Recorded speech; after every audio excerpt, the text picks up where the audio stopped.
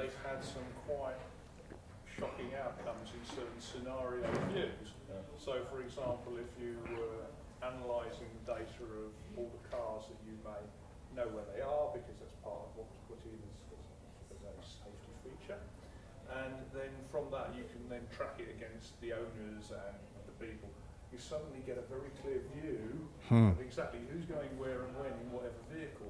And it doesn't sound much we see it on CSI and all this, but when you look at it as a global pattern, it's really quick to spot what doesn't look right.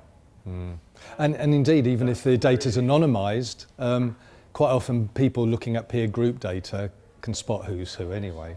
But Anyway, back to you. oh, thank you.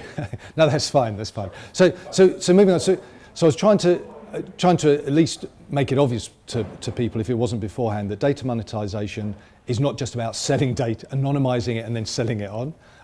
It's also perhaps looking inwardly and working out how you can make more money or save money rather by actually improving internally. So in the information builder's view of life, I think that one of the places to start is very much in terms of looking internally at how you can better use the data. So if you're one of those companies that's fortunate enough to have a stack of data that is attractive and appealing to some other parties, and you can sell it, all well and good.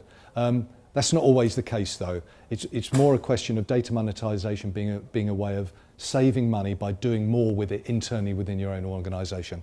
And absolutely, as far as we're concerned, it's about sharing the information that's available throughout your whole organisation, not leaving it within a power group or anything like that, but everyone within an organisation, in our view, should have access to this information. And one would hope that once you've got this information out to the right people, it will lead to a sequence of people being able to take and make better decisions more quickly because they're better furnished with information. And this is, we're going to come on and talk about operationalising as well. So there's not many of us here, but are any of you restaurateurs? Say no. Okay, good. So this is if you like, an extreme example of how this self-service to everyone could work, because here we are in a restaurant where people are going in and they're able to order their food and their drink through a tablet and whatever. That's all fine and dandy, and you might think, well, what about the human interaction we love with waiters and waitresses? And that's fine.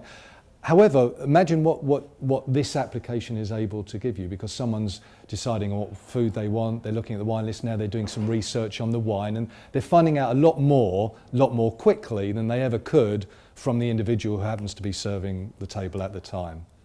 So it's just an example of wow. And you think about the flip side of this now, because that organisation, that operation there, is also collecting a whole host of really valuable data as well, which they in turn could use, because then it could be the people who are coming in and ordering certain meals, certain wines, then you can be promoting certain things to them, promoting a certain wine or meal of the day or something like that. So this is an example of just getting information, making it easily and readily accessible to everyone. So that's about how.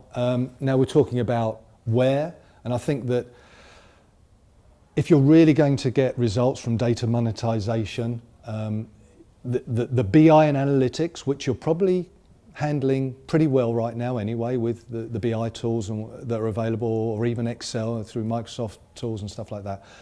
But you've got to get that information, those generated insights, out into the front line to the operational people who are also having on a daily basis to make decisions about what they do. So for example, you want to be able to help them to make the decision at that moment, do you repair or replace, for example? This is the sort of thing that we're hoping we can help with here. How do you deal with the challenge for data views that quite innocently required? So for example, looking at the expenses of an organisation and how the structure of that's broken down to see where savings might be made. Because you've seen all the employees within your organisation, what patterns they have, which hotels they use, everything else.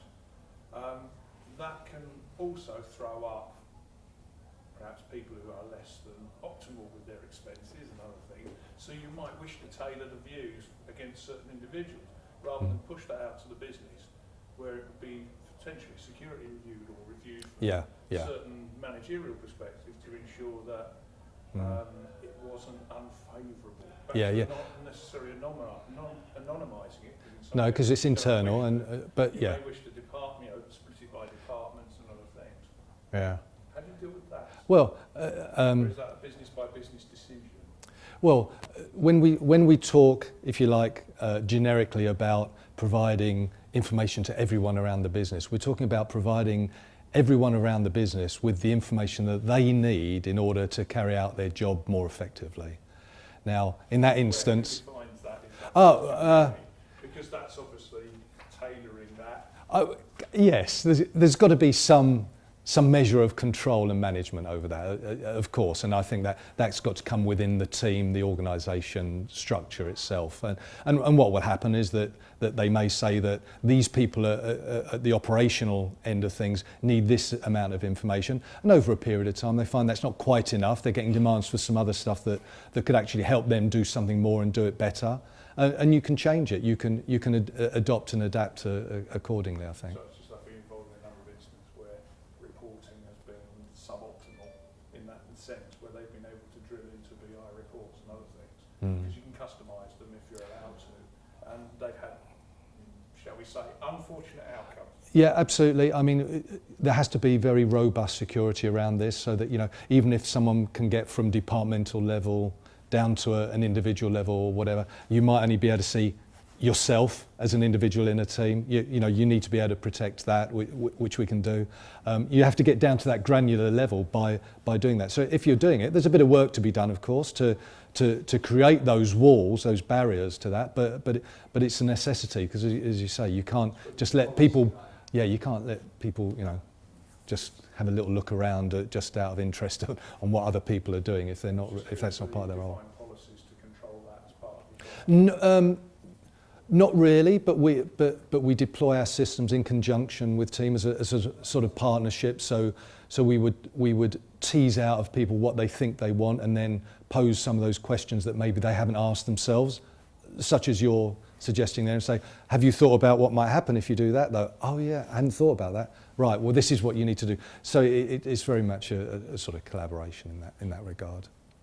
So yeah, so we're talking about it's all well and good having the BI and the insights and what have you, but in our view, you absolutely have to operationalise them so that people can make decisions quickly and swiftly. It just doesn't appear to be the case today, and this is really the disconnect. So things are. We lost the. Okay. So that's all happening very well. We're all getting that insight. People are doing some fancy stuff and what have you. But there's this barrier that stops us from getting out and operationalising it, which means that we're not getting the true value out of the data that we could otherwise do. And this whole underpinning subject of data monetization. Okay. It's substantiated here. This was sourced from just in the last year, 18 months or something, but you can't read all that, can you? But it's talking about BI adoption, in effect, remaining within only 22% of the people that really need the information that they need to do their jobs properly. Okay. For some reason, there's a large proportion of people in an organisation who just aren't getting the information they need, or not readily getting the information they need. For some reason, this has been the case for some time now. Further corroboration from Accenture themselves, who sort of come up with some of these, not necessarily PC correct labels, but we're all well aware of the power users and the tools at the top end of a structure like that, where as you go up the structure, of course, you've got smaller numbers of people in an organisation.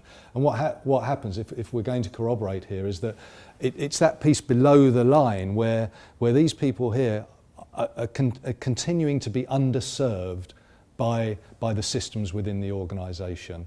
These aren't the people who want, like these up here, who want to use these powerful tools and drill and navigate around data and mine data and things like that.